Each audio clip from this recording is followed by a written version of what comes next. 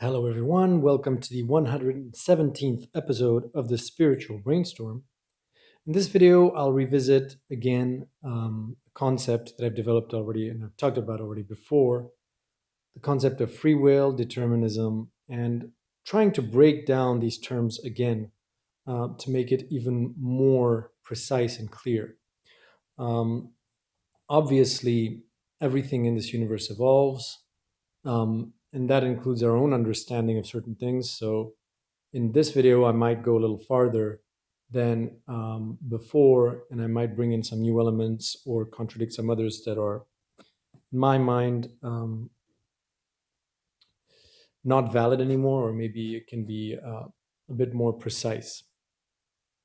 So, like, there's this problem of definition of what is free will exactly, and often you land in definitions that are grounded in the assumption of where science has brought us thus far, which is, atoms, chemistry, chemical reactions, neurons, all kinds of. You're obsessed by the material aspects of these free will and the concept. One thing I'd like to point out, though, is something that is to me like a sort of a funny contradiction or paradox. That is, imagine if our brains are 100% chemically determined. All the reactions in your brains are just, the end result of the stimuli from your environment and your past experiences. Then how can the brain, which is determined, 100% determined,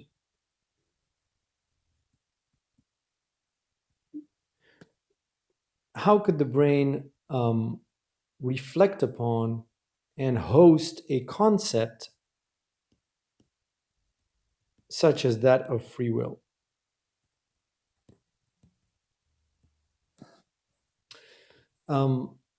In my mind, that's a little bit strange. Can something determined think about non-determinism, the very concept of non-determinism or freedom? Can something that is determined come up with a concept like that? How does it emerge? How does it even emerge from a deterministic standpoint that a bunch of chemical reactions in your brain um, allow you somehow to think about freedom, agency, free will? To me, it's already a puzzle. It's already something that is counterintuitive. But that's the problem when you're in the relative. Things are very messy and fuzzy. Sometimes it's better to go into the absolute to understand certain concepts. And in the absolute, it's funny because freedom, 100% freedom, and like pure freedom, determinism, and 100% determinism are the same. And we'll see how that goes. So, in the absolute, what would 100% freedom mean? Imagine if you're an infinite consciousness and in front of you, you have an infinite number of choices that you can make, experiences you can live, or you can experiment. Um, Absolute freedom is when you align all of those choices kind of like in a circle, where all scenes of the past, present, future, all possible experiences of you as a human, you as a plant, you as an animal, all possible planets, all possible everything, is all neatly organized in this circle.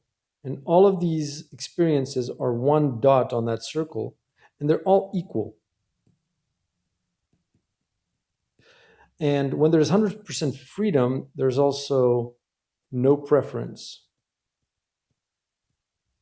All choices are also equal because in order to prefer one choice versus another, you have to have some past. You have to have some kind of thing that sort of limits you. For instance, if you've never experienced the fact that putting your hand in the fire is painful, then when you look at fire, putting your hand into it or not, there is no preference, or there might be because you have curiosity. But imagine if you're just a camera that experiences reality with no emotions and nothing, then everything is just a beautiful, vivid painting of light, a beautiful game of light. Everything is just light. Everything is just, beautiful paintings, and all the paintings are beautiful. Just like when you go into a museum, you look at pieces of art, all of the paintings sort of stand out on their own, and your preferences as a human comes to taste, but from the perspective of looking at them as a pure consciousness, they're just beautiful colors, each one unique, and none of them is better than the other. So 100% freedom leads to no experience as well. Kind of stuck. You're kind of stuck because all of the choices are equal, so you don't know which to choose, or all experience. You choose all of them at the same time. That's 100% freedom. Now, what is 100% determinism in the absolute? It would mean that all of the choices that you could make are neatly stacked, one right after the other, and you will experience them with no choice. That means there's no way you can fork here, you can go to another set of choices here. There's no way you can sort of deviate your trajectory. You will experience all the choices, all the experiences sequentially, with no choice. But the problem is, since you're an infinite consciousness, you can process and experience all those experiences infinitely fast as well. So in here, I said here's no experience, there's also no time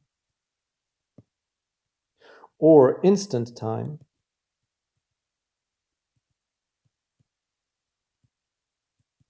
That is, if you pick none of them because you don't have any preference, you experience nothing at all, that's 100% freedom, then there's no time, time does not advance at all, or it's instant time if you pick all of them at the same time because you don't have any preference, you choose all of them.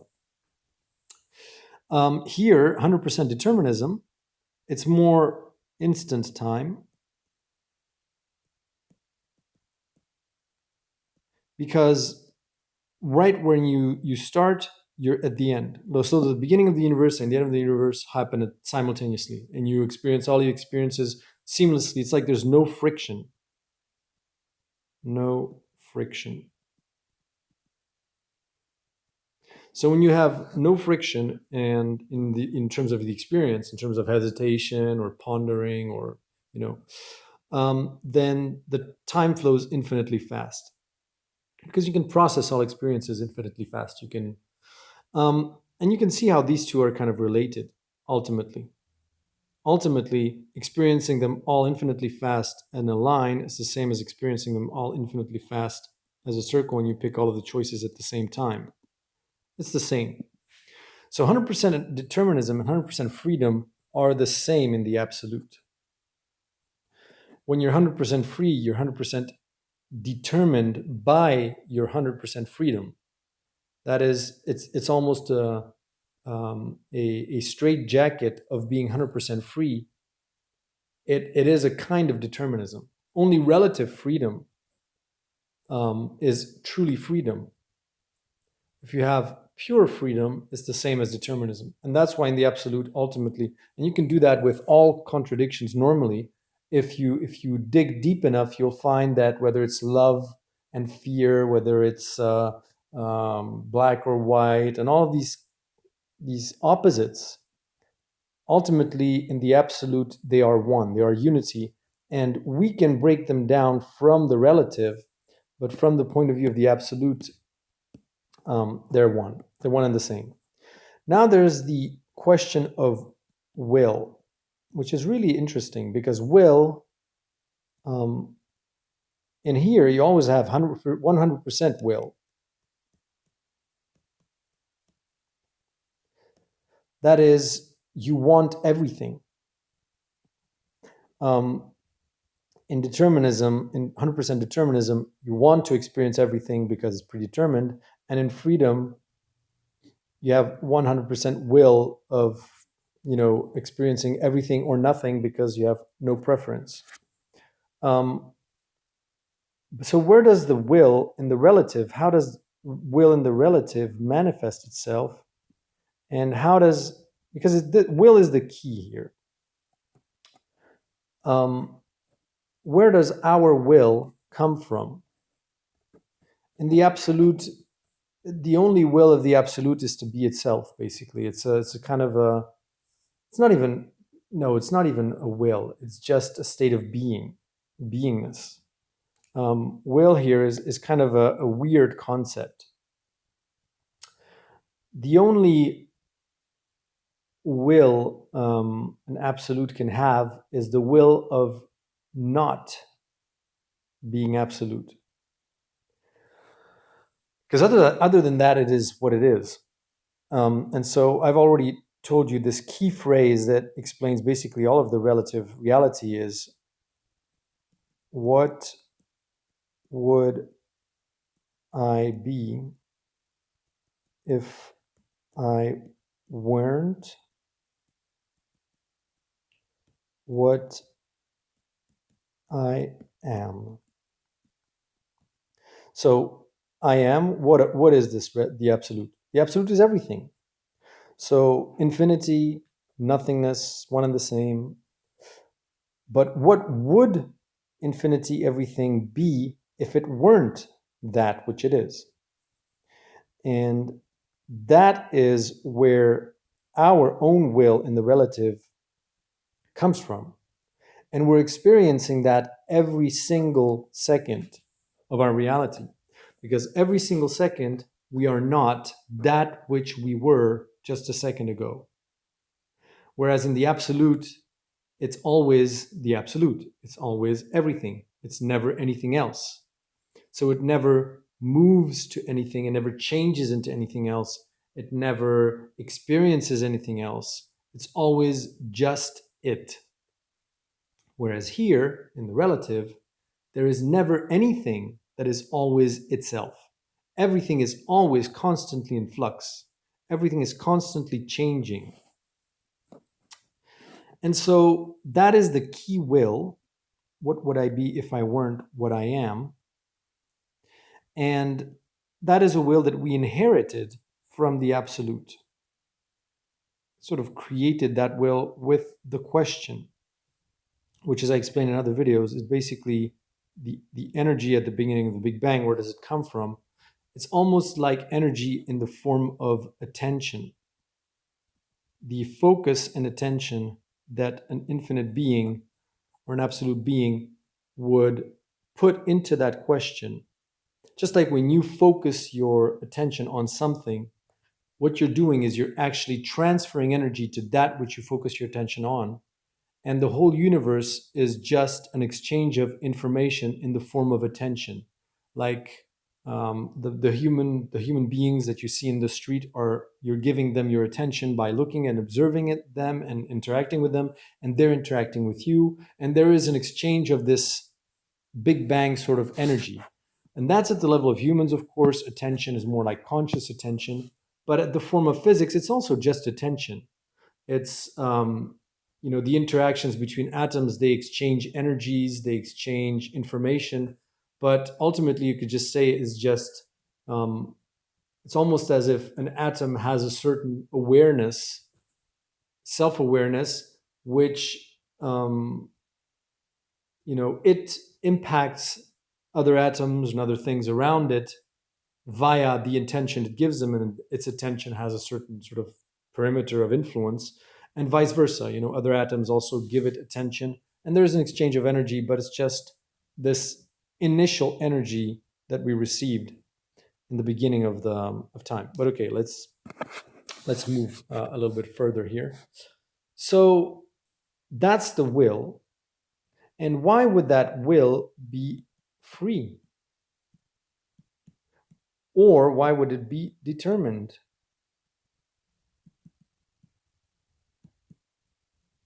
Well, because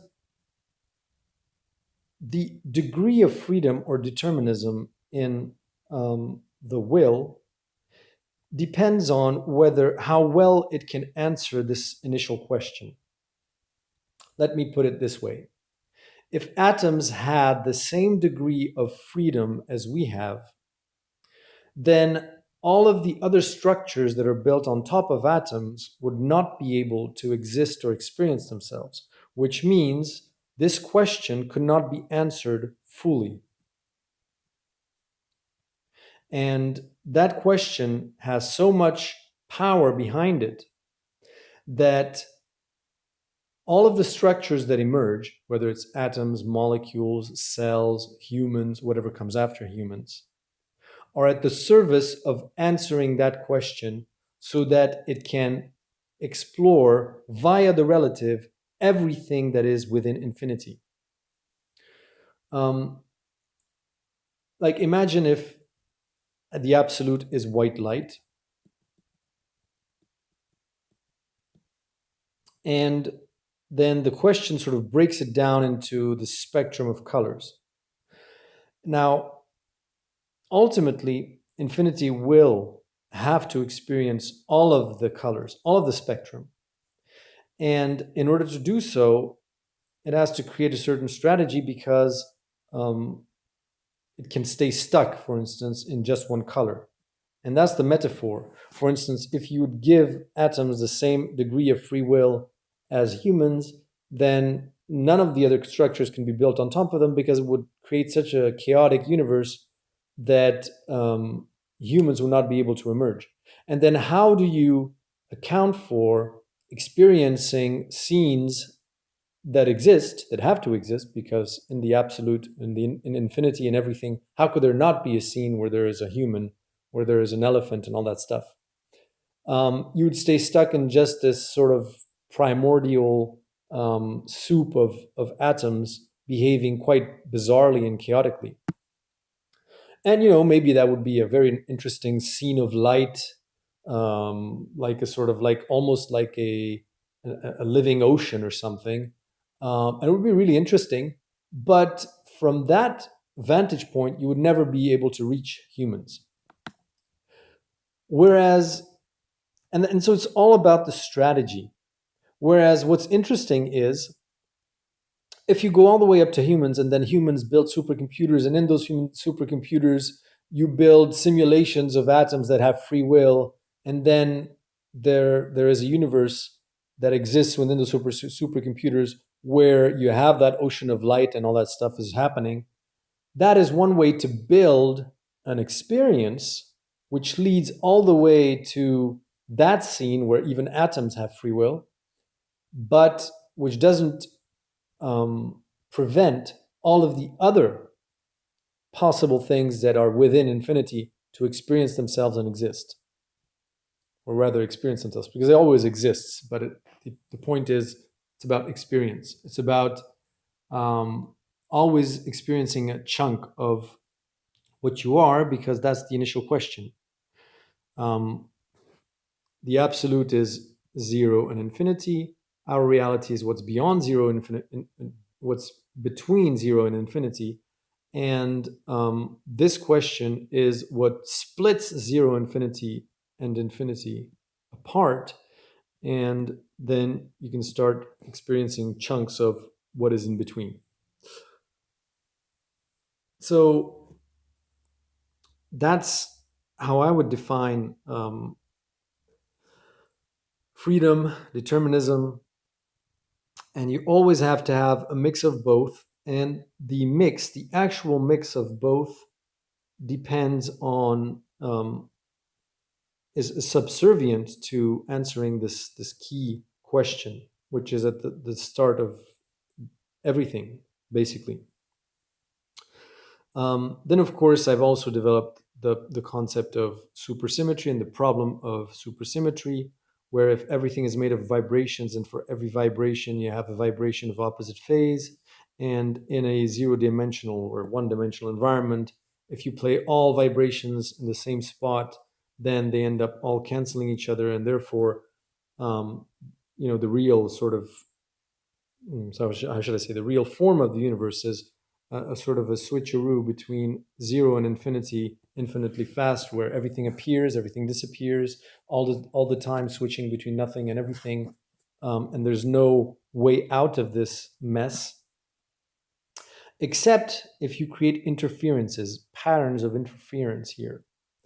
And I've already had, like, one of my very first videos that I posted, basically I just emulated that in a digital audio workstation where I have two audio files. I have one in one phase, the same file with an inverted phase. And if you play them together, of course, you have silence or nothing. So when you have everything that plays in at the same time, you have nothing, which is why experiencing everything at the same time is the same as experiencing nothing, of course. And of course, that's always because you're in the absolute, and in the absolute, all all concepts and their opposites are basically one. Um,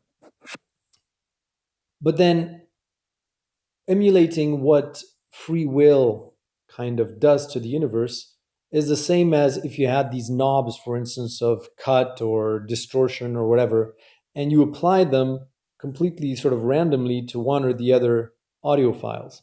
And that interference actually makes them pop into experience, so to speak.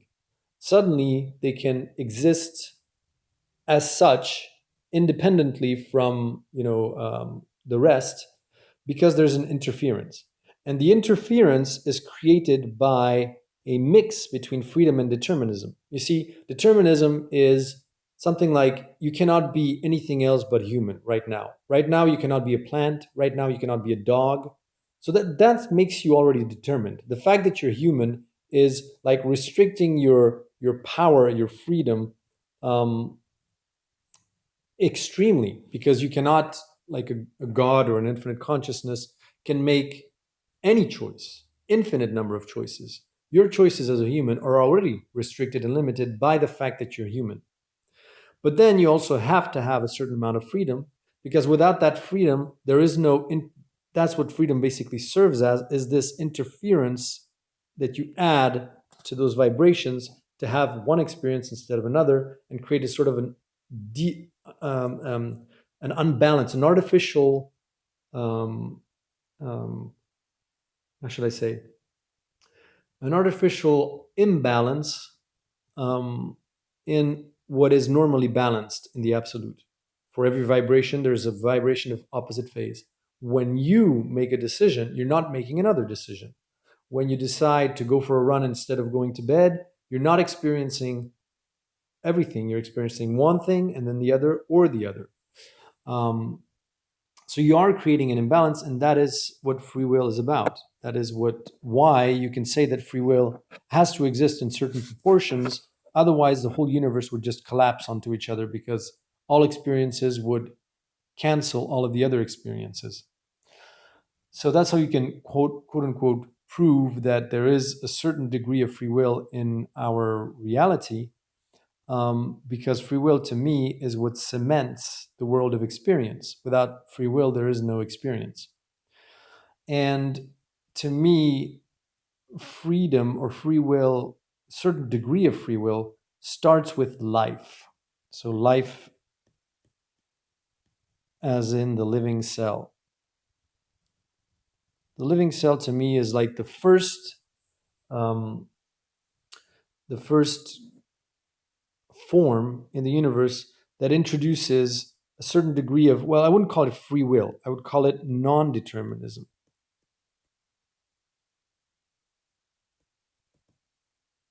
Because free will in this sense is the consciousness of non-determinism. So we are like life becoming conscious of its non-deterministic nature, which transforms into free will, translates as free will. Because now that you're conscious of the fact that you have been made non-deterministic specifically for a certain purpose, like the fact of making sure that the universe sort of is is stabilized in as an experience, and doesn't sort of dissolve because all opposites sort of reunite, then that becomes free will when you become aware of that. Non-determinism, becoming aware of itself, of in which way it is non-deterministic.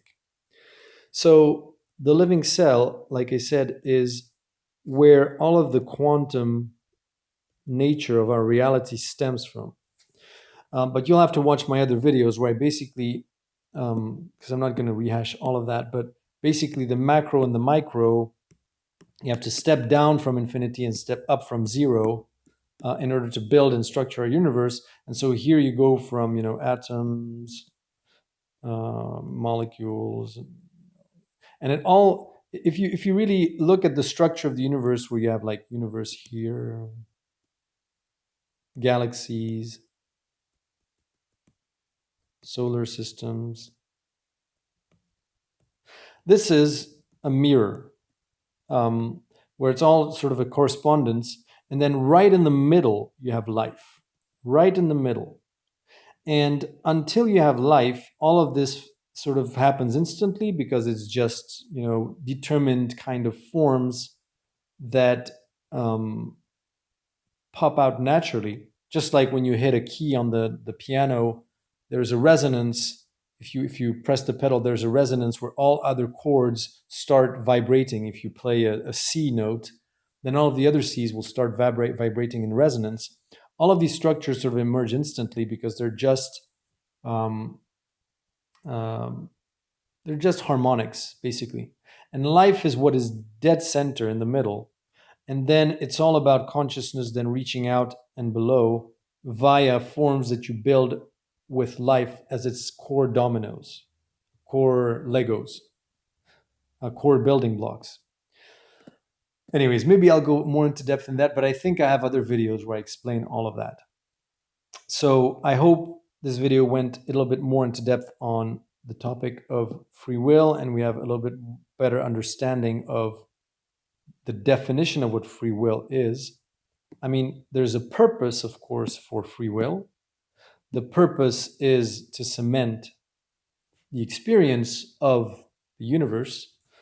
That is the purpose. It is at the service of answering this key question: what would I be if I weren't that what I am?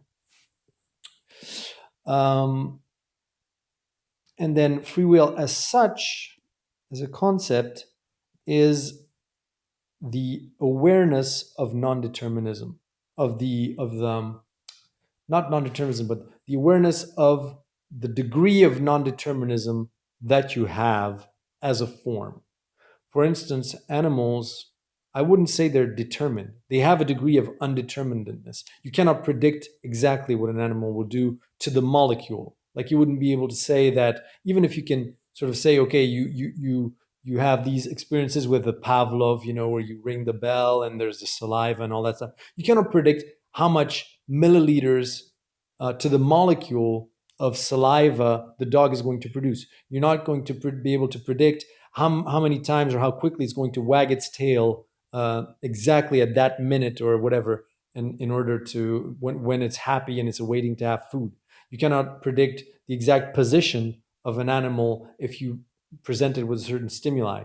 So you can see that life is non-determined. You can observe it as a human, contrary to the movement of the planets and gravity and things like that, where there is a degree of determinism there. But and many physicists and people that are into quantum mechanics and stuff will say, well, no, there is an uncertainty and blah blah blah.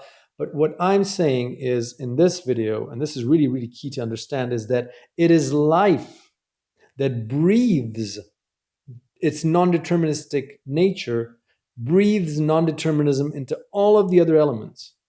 Because since every single action that you do, whenever you wave your hand, whenever you move something around and shuffle something around in your house, all of those actions reverberate infinitely into the future, perhaps into the past as well, but let's not get into multidimensionality now.